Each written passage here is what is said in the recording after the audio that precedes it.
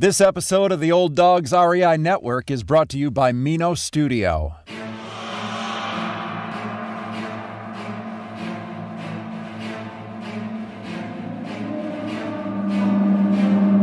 In a world where jobs are how most people make money, one man, one desire, one challenge dares to break the mold. Welcome to the Old Dogs REI Network, where we don't work for money. Money works for us. Coming soon. Viewer discretion advised.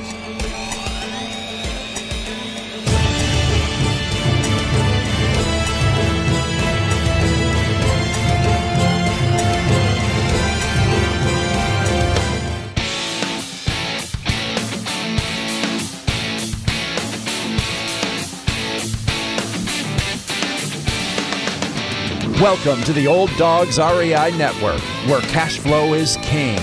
Real estate investing, the means, so you can enjoy your retirement dreams. This is the show where we cut right to the chase. No sales pitch, no long monologues, just simple how-to real estate investing advice, so you can earn the passive income you need to enjoy your retirement today. And now, your host and chief old dog, Bill Manacero. Welcome to the Old Dogs REI Network. I'm your host, Bill Manacero, and this is a show where 50-plussers and anyone else who wants to join us get solid, no sales pitch real estate investing advice to help generate real cash flow. This podcast airs twice weekly on Mondays and Fridays, and if you aren't already a subscriber, go to iTunes or Apple Podcasts, type in Old Dogs, spelled D-A-W-G-S, find our podcast and subscribe. Well, we've got a great show for you today. I'm real stoked about it because this young man has found out what it means to not work, or I like his term, he's successfully unemployed. And what does that mean? Well, our guest is Dustin Heiner, and he is a rental property expert and the founder of MassivePassiveIncome.com and RentalPassiveIncome.com. Being successfully unemployed at 37 years of age by investing in properties, he is now on a mission to help people to quit their jobs and never have a job again. Dustin started MassivePassiveIncome.com from his home in 2015 while being a full-time employee, married with 4 children, owning and operating 2 other businesses, and being a full-time investor. Also in 2015, as if he didn't have enough to do already, Dustin wrote his first book, How to Quit Your Job with Rental Properties, which quickly became a bestseller. Well, Dustin, welcome to the Old Dogs REI Network. Thanks a lot, Bill. I really appreciate the intro. It was really, really great. But yes, I'm super excited to help as many people as I can realize that investing is not just for the wealthy or the rich or people who have lots of experience. Anybody can do it. So thank you very much for having me on the show. No, it's my pleasure. And, you know, we are the Old Dogs Network. And I know you're not an old dog yet, but this is exciting for me. This is great because you did a lot at a very early age. And I'm sure our listeners would love to hear your story, you know, where you came from and how you sort of moved into this real estate world. Yeah. So I've always been entrepreneurial in general. My dad, my biological father, was entrepreneurial. He had his own business. And my stepfather, he also had his own business, being a contractor. And I was always into not necessarily real estate, but homes in general, because my dad was a contractor. So I grew up, framing houses with my dad and just understanding about real estate somewhat, and just knowing that I liked it in general. And so as I had that entrepreneurial spirit, I started many different companies, but really blessed to find that the easiest one made me the most money, and I did the least amount of work. I've had a graphic and website design company. I had a skateboard manufacturing business, started a convenience store, pizzeria. I have had so many different businesses, but the real estate investing was by far the easiest. And like I said, I literally don't work. I know, thinking of how much I actually work, if you think about the book 4 Hour Work Week, some people may have read of that one, but the author talks about working 4 hours a week. Well, I don't work 4 hours a week. I only work 30 minutes a month, like not a week, not a day, but a month, 30 minutes a month, because I have my business running for me. All the properties that I have are ran by my business. And so as I was starting to invest, I realized that the best thing you can do is start a business. I could go into all that, but what I really want to do is share with you how I took the leap. And there was something that happened in my life that catapulted me into doing it. So I'm married. I got 4 kids. I'm super, super blessed. I love my wife, really, really blessed with my kids. And it was really right the time when my 4th child was born. So we had 3 kids. My wife was pregnant. I was working a regular job. I was working for the county government in California, one of the counties in there. And so I was working the county government. I was working, I don't know, 5 years, 10 years, something. I had a good amount of seniority. And so I'm working there. I get back from paternity leave. So paternity leave is where the dad takes off time and goes home and hangs out with the family, helps mommy and the baby bonding and all that sort of stuff. And I'm off for a week or 2, and I get back from my paternity leave, and I'm working a normal work week. And on a Friday, about 3 o'clock in the afternoon, I get a call from my boss's secretary. So the top dog. I get a call from his secretary, and she says, Dustin, would you please come to the boss's office? I said, sure. So I hang up the phone, and then I start to think, what in the world could they be calling me to the boss's office for? And as I sit there, I'm thinking back to anything that could possibly, like, did I do anything wrong? Or is there anything changed? Like, what's going on? And I remember before I went on paternity leave, maybe about a month before, there was some almost rumors or rumblings that there could potentially not be enough money and there might need to be layoffs. And remember, this is the government. So, I mean, nobody gets laid off for the government. So I can immediately dismiss that out of my mind. And I get up and I turn the corner, start walking down the hallway. It's not that long of a hallway. And I start walking down. And as I get further down the hallway, it starts to feel longer and longer. I started to think of, my goodness, could I possibly be getting laid off? And as I walked, each step felt like they got heavier and heavier, like my feet became lead bricks, and it got heavier and heavier because I started really thinking I might lose my job. And then I dismissed it. No, I can't be. So I turned the corner and I started getting a little heavier because the secretary looks at me. My boss's door is closed, and the secretary looks at me and says, Dustin, would you please have a seat? And sheepishly, she's grinning at me because she knows everything that's going on. I have no clue. And so she's kind of, trying to console me with her eyes. But as I sit down, I feel like there's this huge room that I'm in, but this tiny, tiny chair, I just feel so small. And then I start thinking about what's going on. Like, might I get laid off? And I started thinking about my wife. My amazing wife just had our 4th child. Like, our 4th child is literally like 2 or 3 weeks old. And my hands get all clammy. My forehead starts to sweat a little bit. And I start to think, oh my goodness, am I a failure as a father? A failure as a husband? Like, all these many years working for, obviously, 10 years isn't that long, but, 10 years of my life working towards something that I thought was going to provide me for the rest of my life. Is this all going to be, am I a failure? Is it all going to be taken away? Well, my boss's door opens, and out walks a lady with a piece of paper in her hand. And she's noticeably distraught, noticeably upset. She's not really crying, but you can tell her world has been rocked. And the boss says, Dustin, would you please come in? So I get in my boss's office, and he hands me a piece of paper. And lo and behold, I get a layoff notice. I have 2 weeks left to basically find another job. And remember, this is the government. Nobody gets laid off or fired from the government. That's true. And I did. And so I get this piece of paper. I start walking back down that long hallway. And as I'm walking down that long hallway, I start to feel so rejected or dejected. And I sit down in my chair, and I realize 2 things. number one, I need to get another job because as the man of the house, I provide for my family. And so I need to be able to provide for my family, put food on the table, keep our roof over our heads. That's my number one job right now. The number two thing that I realize is that I need to make sure that this will never, ever happen again. That no longer will I ever allow somebody to have that much control over my life that they can literally put us out on the street just for whatever reason.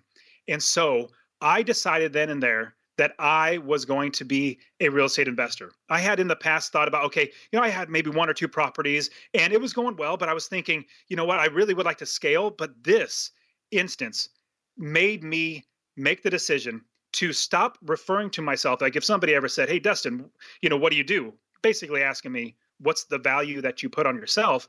What I would normally say is I work for the county government. And that's the value. My job is my value. I realized that my value comes from so much more than my job. It comes from my God. It comes from my family. It comes from myself. And the value that I put on myself is what I now share with everybody. So at that point, I literally said, I am now an investor. If anybody ever asked me, hey, Dustin, what do you do? I am a real estate investor. Even though 100% of my money comes from my job, that's my side job. Even though 100% of it comes from it, it's still my side job because my value is in what I put myself in. So I started telling everybody that I'm a real estate investor. And then doors started opening up because the value that I put on myself changed the way people saw me and deals started to come. So everybody listening to this, I want you to understand that your value is not in your job. Your value is in you, like what you portray to the world. That's the value that you give. And I'm going to quickly round up the story and say it took me a few more, probably about 6-7 years. And I was eventually able to become successfully unemployed and quit my job. And so praise the Lord, I was the number one thing to get another job to be able to provide for my family. Like I was saying, the number one thing I needed to do. I was blessed to find another job in the county in another department, the sheriff's office. I worked doing IT there. So it was a really, really great job. So I quickly was able to jump and, get into something that could provide for my family. And then I worked hard buying property after property after property out of state. Like, mind you, I lived in California. I was investing in Ohio, Texas, and Arizona. And so as I was doing that, I realized, man, I can actually quit my job. And so to round everything out, it was I had put my 2 weeks notice in, and I actually realized I'm losing money working here, even though I was making $75,000 a year there. So I went to my boss's office and I said, hey, boss, I know I gave you my 2 weeks, but I'm never going to need another job. I'm literally done. And plus he already knew like 4 or 5 months prior that I was planning on it. But anyways, I walk out of my office and walk to my car, which is about a 2-mile walk because I'm parking downtown. Downtown is where all the government buildings were. I didn't want to pay for parking. So I'm walking 2 miles in the downtown area in the middle of the day because I quit right in the middle of the day. I felt like, in contrast to walking down the hallway where I felt like lead bricks, I literally felt like I was walking on clouds because I was never going to need a job again. I had plenty of properties to provide for my family and became successfully unemployed. So that was my journey. And then that catapulted me now to create masterpassiveincome.com, my site, my podcast, and everything else, my YouTube videos, just to help people because I am so blessed to be able to do this that it made me realize, man, I'm getting bored just sitting around not doing anything. Let me just help other people. So that's a big long-winded story of how I got to where I am now and super blessed. I got 30 plus properties now. They all make me a minimum of $250 every single month. So yes, that's how it got me catapulted into being a full-time investor. Wow, what a great story, man. This is it just got me thinking because I don't know how many people listening to this has ever experienced that, that call into the boss's office. And I've been through a few of those, and man, oh man, you're right. You walk out of that initially just like, oh man, my life is over. This is it. What am I going to do? And I had a similar situation too, that I had kids and so forth, and I was going, oh gee, this is scary. And yet you took that situation, turned it around, and saw that as a catapult into something that protected you so that you never have to worry about that layoff again. And what a great story. I love it. I love it. You got me thinking, though, a million questions here. So how did you just like start? Okay, so you immediately got a job, which was good because you had that sort of security at that point to build up your portfolio. But how did you go about building that portfolio? What did you buy? How did you sort of leverage it into other properties? So I love the single family homes. Now, when I say single family homes, I mean anything from one unit, where regular single family home where you would buy and live in yourself, up to 4 units, because that's what the IRS and banks are. Multifamilies 5 units and above. So when I say single family homes, it means 4 units and below. So I really just sacrificed every single thing that would normally cost me money, like vacations. For 6 or 7 years, I literally did not go on vacation other than driving from Fresno, California to Phoenix, Arizona, 600-mile each way trip just for, see family on a vacation, or it's not really vacation, it's Christmas, So that's the only thing we ever did. Cut out eating out. I basically sacrificed so much on spending money anywhere else because I realized every single penny that went to something else other than my real estate was that much longer before I can actually become successfully unemployed. And so I sacrifice. Now, the way I started was I lived in California, and in 2006 is when I really started investing in real estate. And from 2007, 2008, I started buying properties before the crash. And I realized in California, it was so expensive. I mean, everybody listening definitely remembers 2008, that big crash and everything, and how expensive everything was way before that, like 2006, 7, and 8. Crazy expensive. So I'm living in California. I realized I cannot buy properties and make a cash flow because I myself, as well as I teach all my students who I teach how to invest in real estate, to buy a minimum of a property that makes a minimum of $250 a month in passive income. And with that, you're going to be able to obviously feed your family and also weather storms of any issues that come on the property. So I actually flew out to Ohio because the prices were much, much lower. And I was attracted to the lower prices, higher rents. Now, there were some rougher neighborhoods, but I had property managers that managed everything. So I started buying one property after another, refinancing, pulling cash out. Now, what year was this?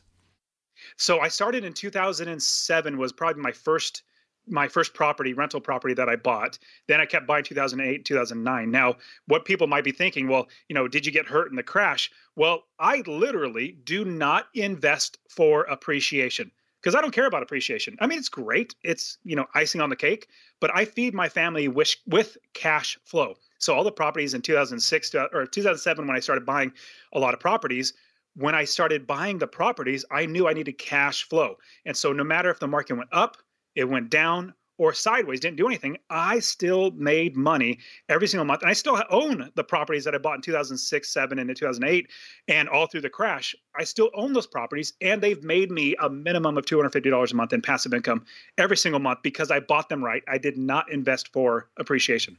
And I also take it you didn't get into some of those crazy loans that were that were being offered at that time too. Where you're going into negative amortization and stuff. No, absolutely not. My wife is very conservative. Her dad was a school teacher. Her mom was a stay-at-home mom. So they were very conservative, like financially and everything, which I had to really get her just enough to say it's okay that we buy a house, our first rental property. She was so worried, so concerned about it. And so after we bought it, and business started getting better and better, meaning I bought more properties, more profits came in. So to start with my wife being so hesitant, like almost completely against getting it, she made sure that we didn't get these crazy loans. Me, I'm pretty risk averse. I tolerate risk very well. So I would have jumped into all those loans, but she helped me to not do that. Now we're really blessed that the majority of our properties are all paid off, huge cash flow coming in because of these properties. But no, we stayed away from those loans because we were able to utilize other types of financing. But here's a risky thing. This is an advanced strategy, but so not everybody should do this, but I did it because I had my business set. I knew which properties I was buying. I was making cash flow. Everything was accounted for. It's just another business expense. But I did a cash out on a credit card. I put out like $15,000 on a credit card to buy a house, and I paid it back. And really, the reason why was because they gave me 0.03% interest for the life of the balance transfer or the cash out. So I was like, shoot, that's cheap money. I'm definitely utilizing that. So not to say that I did not do some pretty aggressive type of financing. I did grow well enough that I was able to pay off the properties. By the time I was quitting my job, we had enough cash to pay off some properties, sell a property to pay off a few properties. So we grew fast. Like in 6 years, I got 19 properties. And then by like the ninth year, we had almost 30 properties. So I grew fast, but at the same time, I grew well as well I could so that I could maximize the cash flow and minimize the amount of debt.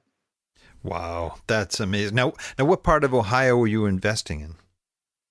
More northeast. So I started in Youngstown. In Youngstown, I would not necessarily recommend Youngstown to most people. It's good because prices are really low, but there's a lot of crime. It's a really economically depressed area, which is a really, really rough area. Now, I cut my teeth on those properties, so I have that almost down to a science now. A lot of people would lose their shirts investing there. I was able to, God blessed me to be able to make money there. I could show people how to do it. It's not for the faint of heart because rents are, $500, $450, $600 at low. But I also have Akron and Cleveland as well. So I branched out from there. So usually it's in the northern part of Ohio is where I started investing. Gotcha. Okay. And you expanded into other areas from there, but you're still all in Ohio? No, Texas and Arizona as well. And how many properties do you have today? I think I've sold a couple recently. I'm around 30, maybe give or take. You do have a mixture. You have some duplexes, triplexes, fourplexes? So yes, I bought all of them, but I've sold a few. Now I literally only have just the single units, the single family homes, not the duplexes, triplexes. I bought those, sold those recently, or no, relatively recently. I just, as I see the market move, I would probably, cash out on a property here or there. But so right now they're literally the single family homes with just one door. Are they mostly C-class properties, or do you have a different mixture? So it varies. Everything from like a C minus up to a B plus, even some in A areas. It might be A minus or B plus, but yeah. So I even have some properties in a D area. Like I said, Youngstown's more of a D class area. So there's nuances on how to do those well. But let me share with you really the way that all your listeners should invest in real estate. Now, the way that most people teach, like if you go to anybody that teaches real estate, what they'll probably tell you is, okay, you find a good property, you make sure that you account for all your expenses, you account for your income, your rents, and you make sure that you're going to make passive income every single month, which is good news or good insights. And then you buy it, and then you find somebody to rehab it, to fix it up. Then you find somebody to manage it. Then you find somebody to be a tenant to put in there. Well, the reason why I don't do that, but the reason why is because all that is backwards, in my opinion. What I do is I build the business first, and this is what I teach all my coaching students, that we build the business first, then we buy properties. Let me explain to you how that actually works. Imagine you're going to build a convenience store, a convenience store, gas station type thing where there's fountain machines and candies and all that sort of stuff. Imagine you're going to build that business and you find a location, you see, okay, here's a building. Let me open the doors, don't do anything, and just literally put a box of candy bars inside there and hope to run a business. You would go out of business because that's not a business. Same thing with real estate. You don't want to do that. Now, what you would do for the convenience store is you would get the location, you would get the gondolas, which is basically the shelving units, you get the cold storage, you'll get the fountain machines, you'll get the countertops, cash registers, bank accounts, employees, all that stuff before you get any inventory at all. Then, once you have the entire business built, then you put your inventory in your business because the business is ready to accept inventory and sell that inventory. Same exact thing in real estate investing. You want to build the business first, and every piece of property that you buy is a piece of inventory that you put into your business. See, now most people will teach you your property is your business. No, that's backwards in my opinion. If you're going to do it right, your property is your piece of inventory in your business. So you build the entire business first, no matter where you invest in the country, like all over the states. I have students invest all over the country. And I even have students from like Switzerland and Israel and Canada investing in California, or sorry, not California, America. They're investing in America because they build the business first. And then every piece of property is a piece of inventory in their business. So once you have the business built, all you need to do is go find another property. Now, not you. You have your realtors, your wholesalers, other investors. Like, you have other ways to find properties. So that's the reason why I only work 30 minutes a month. Even when I'm buying properties, I don't do very much. Everybody else does the work for me. Now, I pay them. Don't get me wrong. No, let me take that back. I don't pay them. My tenants pay them. I don't pay my taxes. I don't pay my insurance. I don't pay my property management fees. I don't pay for repairs. I don't pay any of that. My tenants pay all of that. And I put that into my business before I buy the property. So now that I know that I have a city that's going to cash flow in properties, let me break it down a little bit more on what I mean by building a business. So when you're going to find a new area to invest, let's say you are investing in another state, let's say Indianapolis, and you're like, oh, hey, Indianapolis, Indiana, it sounds like a pretty good state and city. Let me start looking there. Now, you're going to start building the business by first finding the right property manager. Now, there's a whole lot to learn about finding the right property manager that's not going to steal from you. It's going to do it right, have good communication, you could trust, all that sort of stuff. So first, you find your property manager.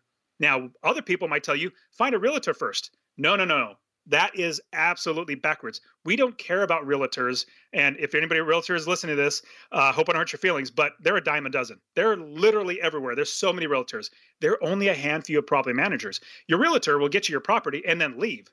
Your property manager is hopefully going to be around with you for years and years and years and years, making you money. They're like your quarterback of your football team. They help you score. They also protect you. They make sure that everything works right. So you find your property manager. Then you find your contractors, your inspectors. Then you also find your realtors, wholesalers, your plumbers, your roofers. You build the entire business to run itself, and then you buy a property. And I'll give you a quick example of what I do with my students. So I help my students to find a certain city, whichever city they want to invest. We figure out and we pick it. And we look at properties to make sure that this area, the city, has enough inventory here for us to buy to put in our business. Now, once they realize this is the city that they want to start building their business, I tell them, more than likely the properties that you see right now that you might like, they'll probably be gone by the time you're done building your business. That's okay. There's going to be more properties that come on. We're going to buy those. We just want to make sure that we don't screw up and we don't do it wrong. We build the business first. And let me give you an example of how if you did it wrong. Let's say you find a good property. You think, hey, this is a great property. It's going to make a good cash flow. I ran the numbers and let me go ahead and buy it. Well, you buy the property and then you start shopping. After you bought the property, you start shopping for property managers, trying to hire a good property manager. Well, all the good property managers are saying, I'm not going to manage that property. It's in a bad area. And you're thinking, oh my goodness, I have this house. I literally cannot rent because nobody's going to manage it. I'm not living there. Then you're stuck. You're stuck with a bad property, or you're stuck with a bad property manager that's going to be stealing from you. So the reason why we build the business first is that we hire experts in every single city that we invest to be our expert to make sure that we do the business right. And as you have your property managers, your realtors, inspectors, wholesalers, everybody, they're experts. They want to make you money so that you go through them again. So that's what I'm saying is we build the business first, and every single property that we buy then is a piece of inventory that we put into our business. I love it. I love it. In 2020, I think most of us did a lot of self-reflection. For many, it was around personal growth, maybe career choices, personal finances, you name it. One topic that really surfaced post-2020 is giving back. How can we make a difference in someone else's life? And is it possible to do good for others while actually making money? I'm really glad to share with you that our new partner, Equity and Help, literally, well, it helps you do exactly that. Equity and Help grows your capital while helping others and shows how the simple act of investing can make a huge difference to American families. In addition to their 8 to 12% average return, which is a reward in itself, Equity and Help makes it possible to help a family in need. The mission of Equity and Help is to give families the realization of the American dream, to own a home of their own when they might otherwise have not been able to. They have already helped almost 400 families find their home. If you are interested in a philanthropic investment model with an average return of 8 to 12%, according to Equity and Help, and helping American families, you can speak to a so-called philanthro investor at Equity and Help. Just visit equityandhelp.com/podcast. Again, that's equityandhelp.com/podcast. That is so refreshing to hear. I think, first off, the idea of recognizing it as a business right up front is really critical. Even if somebody's just buying a couple of rental homes for, a few extra dollars, I think the idea of recognizing what it is a business. You generate profits, you have expenses. It's a business. And a lot of people don't look at it like that. Well, I got a rental property. It's an investment. I really like that. As you're sort of recommending to your students to start off that way, do you look at setting up the structure in terms of a corporation, or how do you look at structuring that business? Absolutely. Yeah. We do everything. I hate doing things twice. And, if I did it wrong the first time, I got to do it over again. So I always encourage my students to go step by step through basically the system that I helped to develop, or that I created, so that they do it right the first time. And one of the steps is creating an LLC. Now, you can create a corporation. I would personally do an S corporation. In fact, I started with an S corporation, but I had to do it again, and I went over to an LLC instead. Just talking to my accountant, and here again, we hire experts. Remember, this is a business. We hire the right people. So I hire experts like accountants to tell me, and lawyers to tell me the exact way to run my business for best liability protection. On top of that, best for taxes. And my accountant, after I realized, oh, shoot, I didn't do it right, now started talking to an accountant. He said, well, LLC would be better. My lawyer said, yeah, an LLC would be better. So I had to do it all over again. So what I do is I teach my students to create an LLC, and even where to create an LLC. I'll give you guys a tip, or at least tell you guys where I like to make sure all my corporations are created: in Wyoming. I really, really enjoy Wyoming. Costs are very, very minimal to start as well as continue having an LLC. Security or privacy is paramount in Wyoming. They just really, really want a lot of privacy. And on top of that, it's really, you can own all property in every single state with your Wyoming LLC. Now, there's a whole lot of nuances. Definitely talk to your, I'm not a lawyer, I'm not an accountant, so definitely talk to them. But that's just what I've learned, and that's what I share with my students. And I also tell them, just like I'm telling all your audience, talk to your accountant. Talk to the experts that you hire to make sure that you're doing it right. I'm just a guide showing, hey, this is what I've done, this is what people have taught me, and this is the way it's working successfully, obviously, for me. If you go this way, do your checking, do your due diligence, make sure you're doing it the right way for you, because you might have different nuances. You might be living in a state that you can't, or I don't know, just a bunch of different nuances. So yes, we absolutely start an LLC, and not just for liability protection, which a lot of people think, I want to buy a house and I want to put it in my LLC. Well, if you buy a house for an investment and you're going to get a loan on it, that bank, being a conventional loan, is not going to want it to be in your LLC. So a lot of people might be thinking, well, shoot, why would I want an LLC if the property cannot be put into an LLC when I get a conventional loan? Well, the many different reasons why. In the future, number one, you're doing it right the first time. And let's say 5 years from now, you can start getting commercial loans because your business is bigger. You're starting to bundle loans. You're doing portfolio loans. You're doing a lot of different creative ways, because there's actually a lot of ways to get financing. Conventional loan is just one of at least 14 or 15 ways that I know of, or that I teach my students. And so that LLC in the future will be very, very beneficial. On top of that, you're going to have business credit. Business credit is so much more important than even your own personal credit. Business credit is fantastic. And on top of that, you will eventually put your properties in the LLC. You already have it created. But here's a key that I'm going to tell everybody, that do not think that your LLC is like foolproof where they can't get through that. Your first line of defense is not your LLC. Your first line of defense, that's your major line of defense, is a really, really good homeowner's insurance.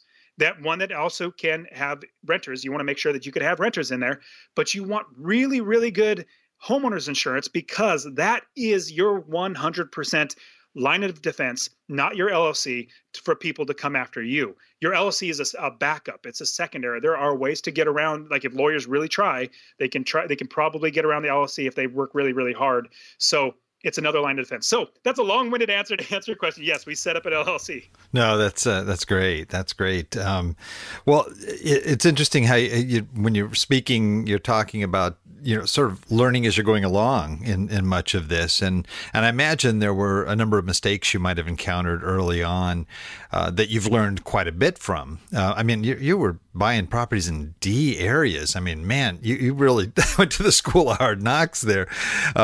What were some, what would you say maybe your biggest mistake in your real estate investing that you learned from and have since reshaped your strategy to buy properties?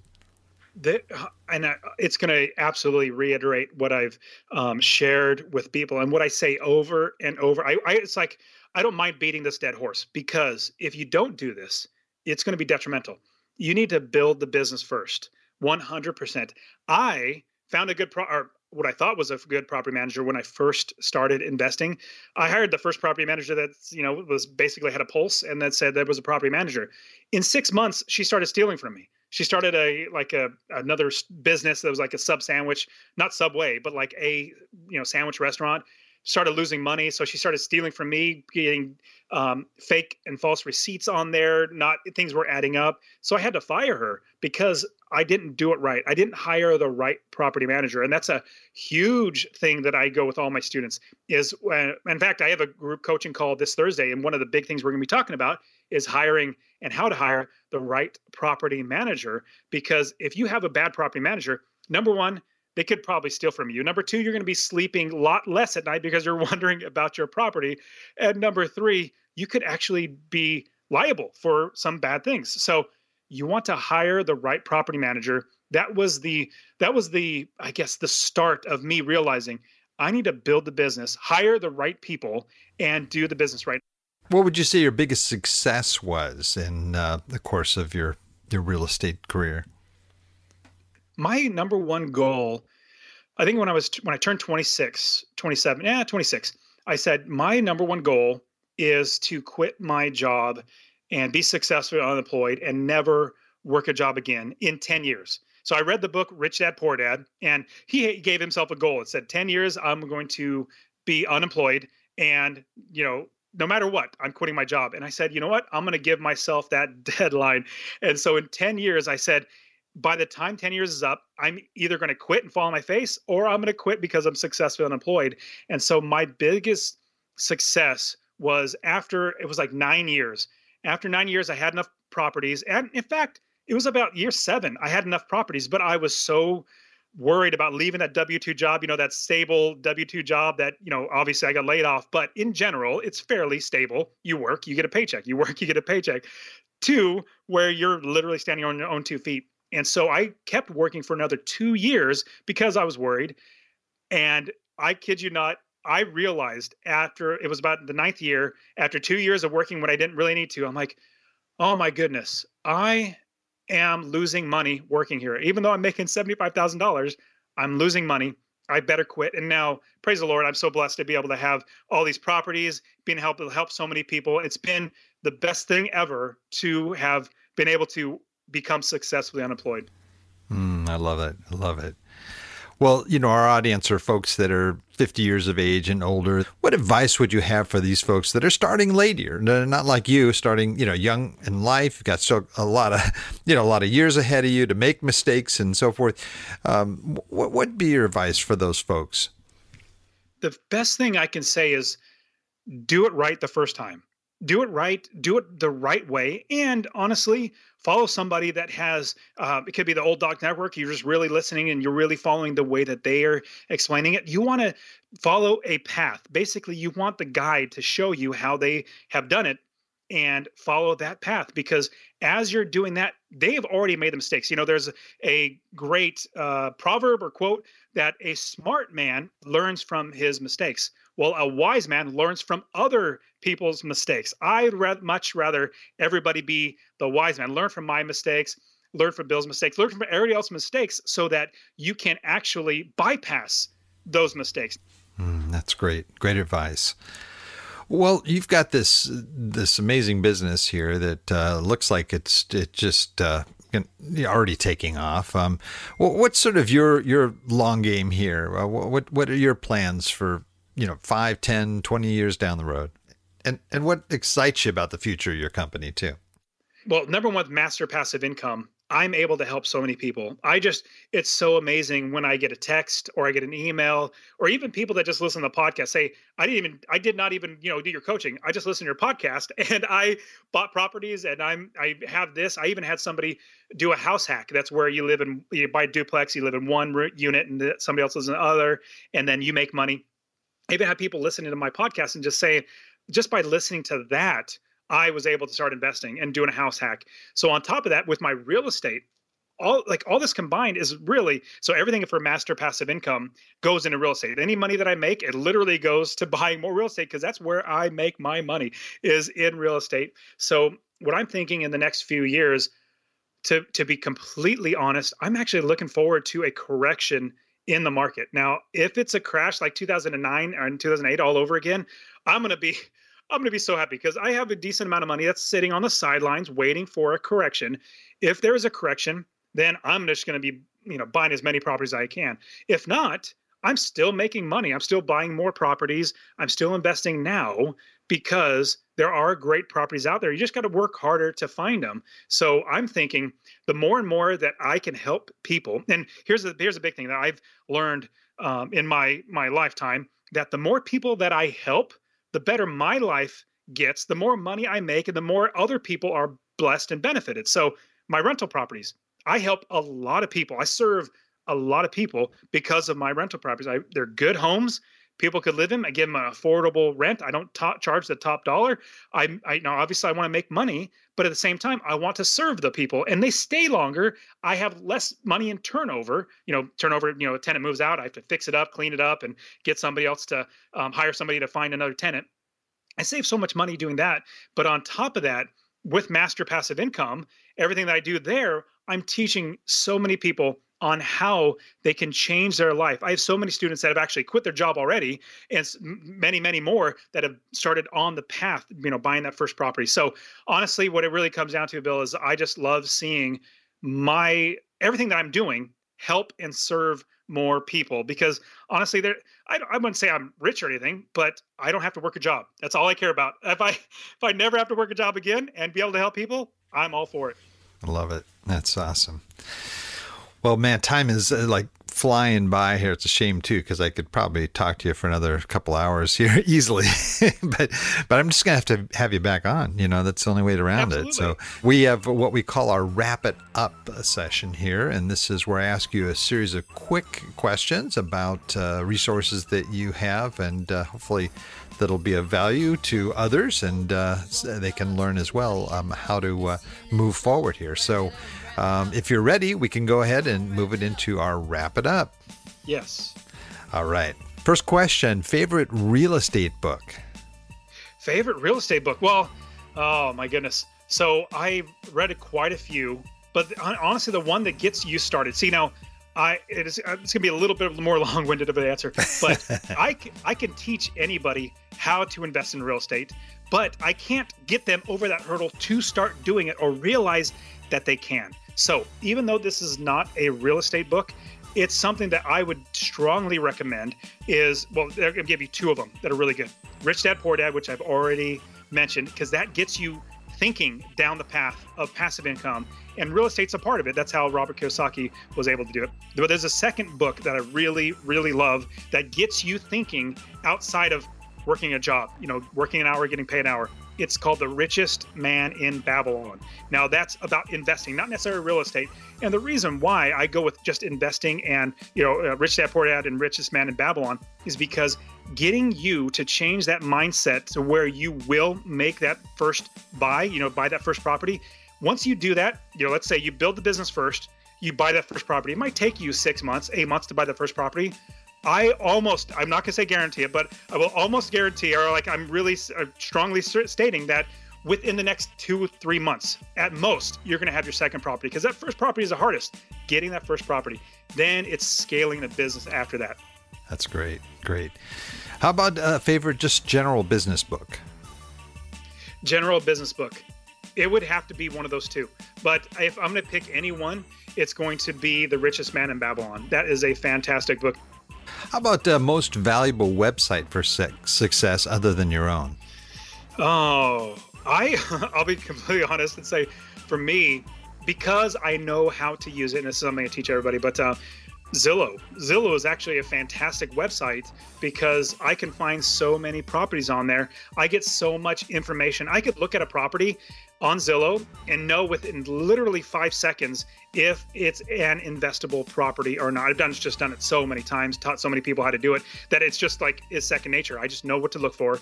And Zillow is by far the number one tool that I've used to grow my business, because everything's, I mean, it's laid out for you so well on there. Are you buying off-market properties, or are you buying on-market properties generally? Yes and yes. And here's the thing that I love to really show people is that there are so many ways to finance your property, so many ways to find properties, so many ways to manage the property. There's so many options out there, but most people, if they haven't done it, they don't really know. So off-market properties, yes. On-market properties, yes. Wholesale properties, yes. Investor property, other investors, yes. These are all tools to accomplish your goal of buying the property. Now, I will say one thing that I don't do, and in fact, I discourage people from doing, is buying turnkey properties. Big reason why is, number one, the turnkey companies will take all that money. They basically you're their customer, so you're paying them to do a lot of the work. But number two, you didn't build the business. That's something I'll keep beating that dead horse. You didn't build the business. You're getting somebody else's business that they built, and they built it to sell at a quick rate. It might not be the best business. In fact, I've seen more times than not that it not be the best. So I don't do turnkey, but everything else, there's so many options to do everything in the business. That's great. How about favorite app? Anything on your phone that helps you in your day-to-day work or life? Yeah, so I'm going to be very, very simple and say that, honestly, email is the best app that I have. Now, I have plenty of apps. Like I even have, like I look at the gold and silver prices. I look at that because I like buying gold and silver. I even have Zillow on my phone. But here's the great thing about email is when I first got started investing in 2007, 2008, technology was starting to roll around. And I started then utilizing technology to buy properties in another state and not have to fly there, not have to be there. In fact, I never fly to a new area that I started investing. My students never fly and visit. We don't need to do that anymore because we know how to utilize experts. So email is an amazing tool to get documents signed, to schedule things, to really run your business. So I'm going to have to say I heavily use email. That's great. How about a favorite quote? The best time to plant a tree was 20 years ago. The second best time is today. The reason why I say that is if you look back 20 years from now, you look back and say, man, I was listening to Old Dogs Network. I really wish I would have bought that first property like I was going to, but I didn't. Well, 20 years goes by really fast. I know. Well, I'm 41 years old now. And so I have 4 kids. I'm blessed with an amazing wife. And the older I get, the faster time goes by. It's horrible. It's just the way it works. And so we don't want to let time go by us. You want to do it right now, where you are going to actually build the business now, buy that first property so that you can actually look back 20 years from now saying, I'm glad I planted that tree 20 years ago. I love it. Great quote. Okay, here's one. We'll see how you can handle this. Our sort of last question. If you lost absolutely everything, all your assets, all your properties are all gone, and you, knowing what you already know, you only have $1,000 in cash, what would you do with that $1,000 to relaunch your real estate investing business? So what I would do is I would, even outside of using the cash, like the cash is not anything that $1,000 is great. Even if you said $10,000, I wouldn't be thinking about the money. What I would be thinking about is building a business, networking, showing people that they can use me to invest their money. So I wouldn't even worry about the $1,000. $1,000 is great. It's great. But I'm going to network, just like I told you guys from the very beginning. When I made that switch to now telling everybody I am an investor, that really got people to see me as, hey, maybe I can use Dustin and he can invest the money that I have and I can make a better return than like 0.05% at, some bank savings account. Like, yes, absolutely. So I have obviously starting Master Passive Income and teaching people and everything that I do. I have a lot of people saying, hey, Dustin, can you invest my money? And so that helps. But the biggest thing is networking.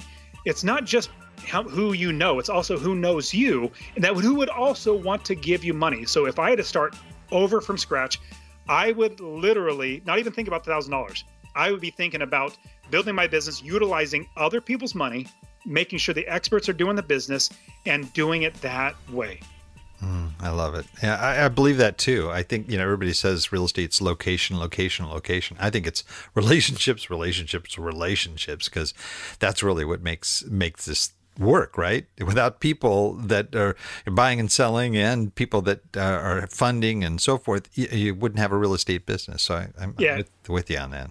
Bill, let me piggyback up on you. You said an awesome thing just now. A lot of people, realtors, let me take that back. Realtors say this because they want you to buy. They always say location, location, location. Well, to me, I'm an investor. I don't care about location. People have to live everywhere. Now, if you're going to buy in like the Sahara Desert or Antarctica where nobody's living, different story. But anywhere in the continent of the United States, everybody is going to need a place to live. If you do it right, it doesn't matter the location. In fact, I teach all my students, scrap that idea of location, location, location.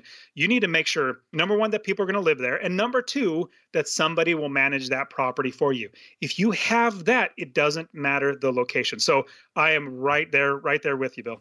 I love it. Well, I'm sure there's a lot of folks listening right now that would really like to find out more about you, what you do, and all of the stuff related there. What's the best way for folks to find that out and to reach you? Absolutely, Bill. And I appreciate it. And do you mind if I also, in sharing this, do you mind if I give everybody something for free that can help them get started? Our audience loves free stuff. I love free stuff too. So I created a course. It's a downloadable course that'll walk everybody through the process of doing it. Now, there's a lot more to it, but I want people to realize that they can do it. So I'm going to give you my real estate investing course absolutely for free. So if you go to masterpassiveincome.com/free course, all one word, /free course, masterpassiveincome.com/free course, it will have sign up, you put in your name there, your email address, and it will email you my free real estate investing course to get you started investing. It literally will walk you through the process of not just finding or funding properties, but even how to scale it, how to make sure that you're able to quit your job or become successfully unemployed or be retired and not need that. So masterpassiveincome.com/free course. On top of that, I have my podcast. You probably love podcasts if you're listening to this. I have my podcast. It's literally just me teaching. Like 90% is me teaching how to invest in rental property. So that's a podcast. I even have my YouTube channel on there. Just look for Master Passive Income. And my website, masterpassiveincome.com. I just want to help as many people as possible. So I'd really, really appreciate being on the show just to share that it's absolutely possible for literally anybody and everybody, no matter what age you are. I have even 18-year-olds that are my coaching students that I coach them. I have people that are 60 years old and older investing. It's never too late. 20 years ago was the best time to start, plant a tree. Now is the second best time. You better start planting that now. I appreciate that. That's great. And thanks for giving that information and the freebie there. Well, we're called the Old Dogs REI Network here. And so we always like to have our guests close us out with their best old hound dog howl. Now, you're up in Fresno, California, right? I was. Yeah. Where are you now? I moved to Phoenix, Arizona about 4 years ago. California is getting so expensive, and it's just rough living there. So I moved to Phoenix. Yeah. So we live close to my in-laws here. I wanted my kids to be around the in-laws. They're getting older, so I wanted, hey, you got to spend time around them. So we're in Phoenix right now. Oh, that's great. That's great. Well, you guys got coyotes down there. I know that. And so you can go ahead and why don't you just go ahead and close us out with your best old hound dog howl here. Okay, I'm going to put you on the spot and say, could you give me an example? I got an idea of what you want me to do, but sorry, I hadn't actually heard this before. No, I know you're a different kind of learner. I understand that, but I can't get you off the hook because if I do it, then you're just going to copy me. So this is learning through your mistakes here. Okay. We just, when you think of a howl, a dog howling, what does it sound like? Okay. I'll do my best, Bill, for you. Become one with the howl, okay? As long as nobody else hears it. As long as nobody else hears it, I'll do it for you, Bill. All right, I'll try. Here we go. That was great. That was great. You didn't need my coaching. Good. That's probably why I don't coach people either, but you do. And that's good because, you know how to do it, right? This is excellent. Man, this is awesome, Dustin. It's just having you on has been fantastic. I think there's some great information here, all packed into one little show here. So I'm amazed and just really appreciate you being on. Thanks, Bill. I am super excited and very, very glad to be here. Thank you very much for having me on. Oh, it's all my pleasure. And I want to thank all our old dog listeners out there, too, for joining us. I know there's a lot of other things you could be doing right now, but the fact that you've taken the time to join us means a lot, and we really appreciate it. Now, please note everything that was presented here today by Dustin will be outlined in detail with the links and all kinds of great stuff to be able to sort of really just digest all this information and facts that came to us today. So that's all on our website at olddogsreinetwork.com/blog. And you're going to look for the episode with Dustin Heiner. Well, that is it for today. Remember, cash flow is king and real estate investing the means. Until next time, keep moving forward, and may God bless. Thank you very much for visiting the Old Dogs REI Network. We would greatly appreciate if you would stop by iTunes and let us know what you think of the show. We would love if you could subscribe to the podcast, give us a 5-star rating, and write a review. The more ratings and reviews we receive, the more visible the podcast will be to others. Thank you.